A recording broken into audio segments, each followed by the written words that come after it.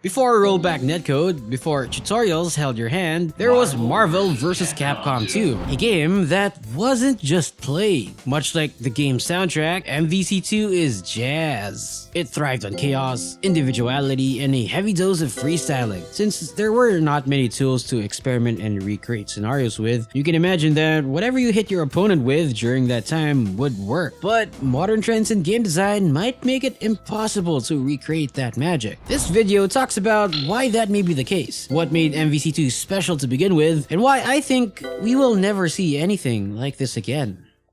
MAHVEL vs. CAPCOM 2 is memorable for a myriad of reasons within the community. The chaos of 3v3 tag team allowed for an incredibly unbalanced and undeniably broken experience. But these are one of the shining features that the game has. Combining this with the game's fluid movement mechanics, it becomes a sandbox for creativity where one's freedom of expression meets speed. Broken infinite combos for characters have been found, and other bugs within the game that are considered tech have been compounded into this exercise of freedom. This often leads to the highest of highs when you finally execute something you worked hard on, but conversely leads to the lowest of lows when you're on the receiving end of a butt-whopping. And back then, there wasn't any rollback netcode or online play to help with finding matches. You had to sit in front of arcades and fight whoever was beside you. So if you get beat on your first half with your money in the machine, you're out. This makes the stakes for learning even higher because you'll only be learning as high as you can spend at the time. No training modes, no tutorials,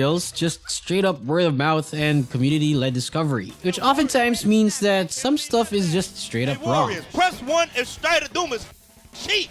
But it's better than nothing. You're also never fighting the void that is the internet matchmaking. You're fighting real people right next to you. And if you're doing some real toxic thing, you should be ready to deal with the consequences. But the opposite is also true to hear the cheers rally behind you when you do pull off something insane. And pulling off something insane is the spectacle as they hype it out to be. Attaining something high level becomes impressive if you consider how difficult it is to practice and learn to get better. And two, the knowledge base being so limited with no reliable way to confirm information. In 2018, I found out that Sentinels fly, it's not a half circle, it's a quarter circle back. I was doing it from forward to back this whole time. Arcade cabinets became gladiator arenas, and entire rooms were coliseums with how exciting everything got. Which is surprising since MAHVEL vs. CAPCOM 2 at the time did not immediately resonate with the player base. And what if I told you that when MAHVEL vs. CAPCOM 2 first hit the scene in the early 2000s, what if I told you everybody hated it? Despised it, actually. The jump from 6 buttons to MVC 1 to 4, and the switch from rock anthems to jazz music wasn't a welcome change.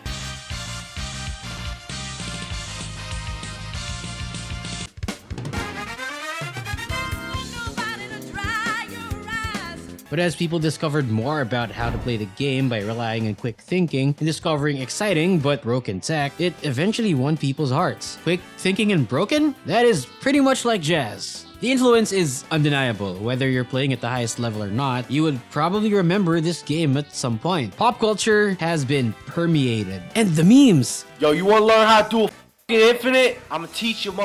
And now, a dark age is upon us. With what I would claim to be a horrible moment in time, the Marvel Cinematic Universe being blended together with the Marvel video game, there are bound to be pain points. Disney's acquisition changed the tone of what Marvel is for a lot of folks. Goofy and cartoonish heroes are now almost always sarcastic and quippy. Scooby-Doo this. The bold and over-the-top hero designs are now replaced with tactical combat gear, and whatever remained of the stylized art direction has been abandoned for cinematic and realistic looks. Marvel and superheroes, being as big as they are, complicate a lot of the licensing acquisition for each hero. Being unable to acquire licenses from Fox led to the loss of a lot of fan-favorite characters. The X-Men, iconic characters like Cyclops, Wolverine, and Magneto are gone with a snap. It's a huge shame. The game ended up being a very fun game that is mechanically dense with lots to work with, but you can't ignore the downsides. Dubious roster choices, especially DLC characters that you know were influenced by the cinematic universe, and controversial statements that said characters are designed to fulfill functions instead of, you know, a cool video game idea. Why go for Marvel vs. Capcom when you can call it functions versus functions? The music was horrible compared to the rock, jazz, or hype OST remixes of the game they came from, which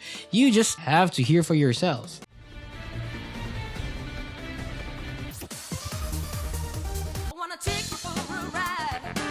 The graphics lost a lot of artistic flair and oomph that you'd think this game came from before UMVC3. All these bad traits, while fighting for people's attention against titans like Injustice 2 and Tekken 7.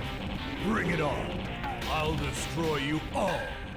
There has been a lot of evolution and changes within the gaming community that would put fighting games at a disadvantage because of how these things panned out. It is more common to find online competitive team-based games, and as a consequence, the culture of blaming teammates is pretty much an overused meme at this point. I'd be a high-ranked player if it wasn't for my teammates. And with fighting games being stripped away of those excuses, it becomes a hard sell for those who have a hard time losing. This is when modern fighting games are now streamlined to cater to players who aren't necessarily into fighting games but want to hop in, do things, and win. This is how we get game designs where knowledge check situations become ambiguous for both beginners and veterans alike.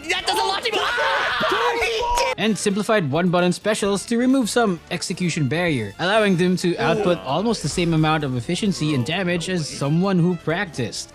Oh my! This is different from how MVC2 started, where discovery is key and experimentation was everything. Now, games are designed towards a competitive environment. They are trying to give much of the power budget to a character, and they are trying to constrain the volatility to a minimum, while also keeping it explosive just enough to try and hook other players in. This leads to a more balanced game that some would consider to be more competitive. Game developer meta-awareness reaches levels that circle back to the function statement, wherein they design character functions for specific scenarios. This button is for anti-air. This button is for pokes. This button is for keep away. Instead of designing with the intention of creating cool characters first, wherein the utility of the moves is ambiguous and flexible, but not too generalistic. A move that works for multiple scenarios would often pale in comparison of hype to a specific move designed one way.